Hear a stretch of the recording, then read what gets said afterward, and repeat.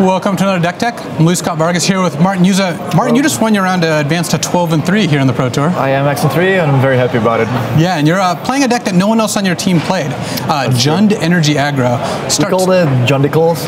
Jundicles? Jundicles. All right, well, let's take a look at the energy cards. Blame Corey Burghardt. So these are some of the energy cards in the deck. We've got Greenbelt Rampager, Long Tusk Cub, Voltaic Brawler. Greenbelt Rampager seems like one of the most exciting cards in the deck. Tell us a little what this card can do.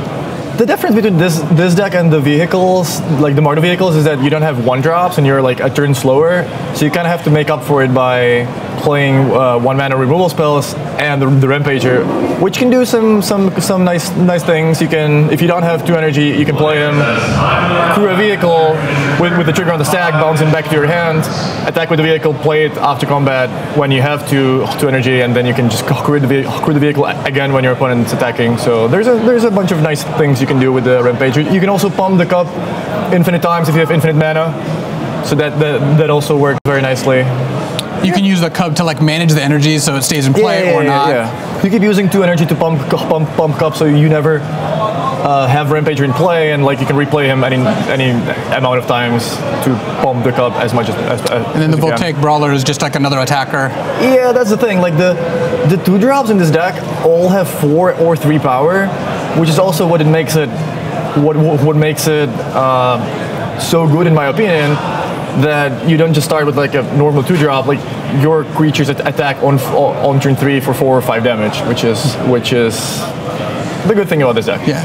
Take a look at the next slide here. We've got some of your other threats, 4 Scrap Heap Scroungers, which is kind of a mainstay in a lot of aggro decks, Tireless Tracker, and then Rishkar Pima Renegade.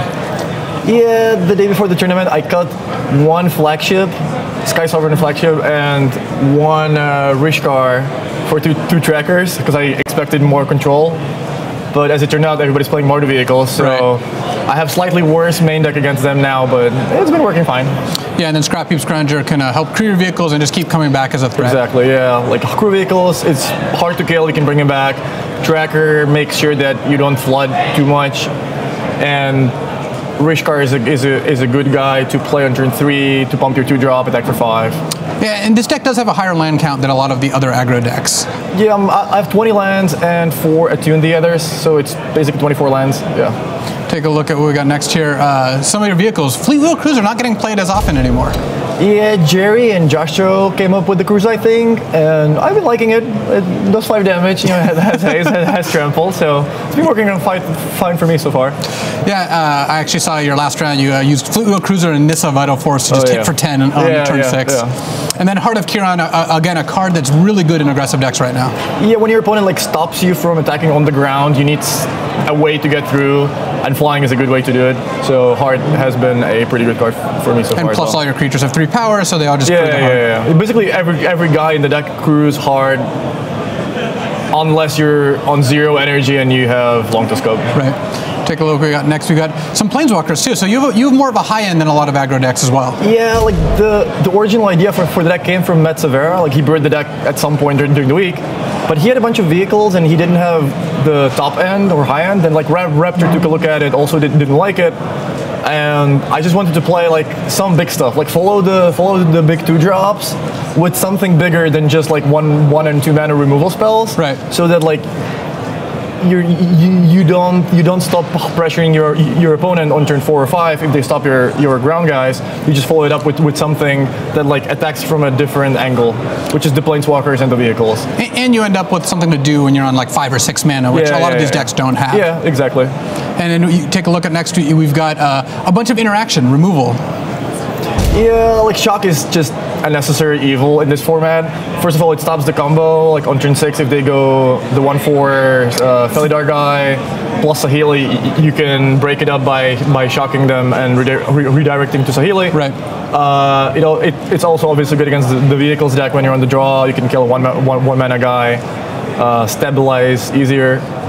And Harness Lightning, the same thing basically. Like it helps you kill like bigger guys, like Kaladesh or something that has 4 power because you have a lot of energy usually. And Disintegration is just a good card, kills anything. Also, the 3 damage is very important because you're an aggro deck.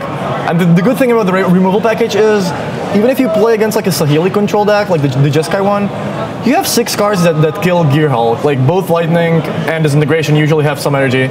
Can cure Gearhulk, which is an important thing. Like if they play a 5/6 blocker, it's important for you to remove it and keep attacking. Right. So even though you have extra removal spells against a nearly creatureless deck, they actually do. They actually do something. Yeah. I wish I could play more shocks, but then it would be really bad against Jeskai, and there is only room for 2 right now. Right. And you do have a decent amount of untapped lands that can play shock early. You have you're playing Game Trails. I have 4 Game Trails, 2 Mountains.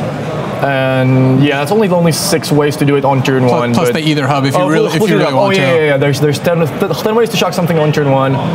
Plus there are 4 tunes that can just search. The mana base is pretty good actually. Yeah, a tune seems really important for the deck. Yeah, very. And then it both gives you. It's like a better land. It both gives you energy, which you use for like making your guys bigger, and it like fixes your mana. So it's like a better land. Right. You're playing 3 colors, but this of course helps you do that. Right. Take a look at the rest of the mana base here. We've got the 4 Game Trails you mentioned, Cinderglade, and then a decent amount of basics, 7 basics. Yeah. Well, it's just Metsavera's mana base. I just added 1 mountain instead of a forest to be able to cast Chandra more reliably, but yeah. And what's your record in constructed so far with the deck?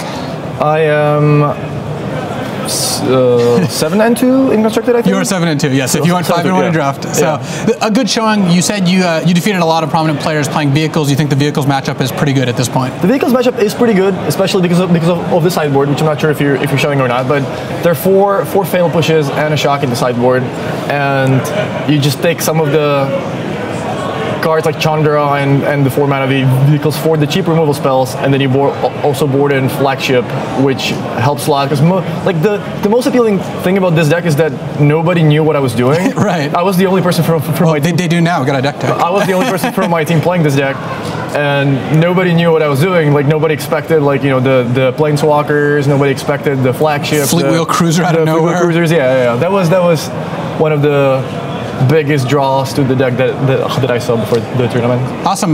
Good luck in the last round. Thanks for talking to us, Martin. For Martin Juza, I'm Scott-Vargas here with the Deck Tech.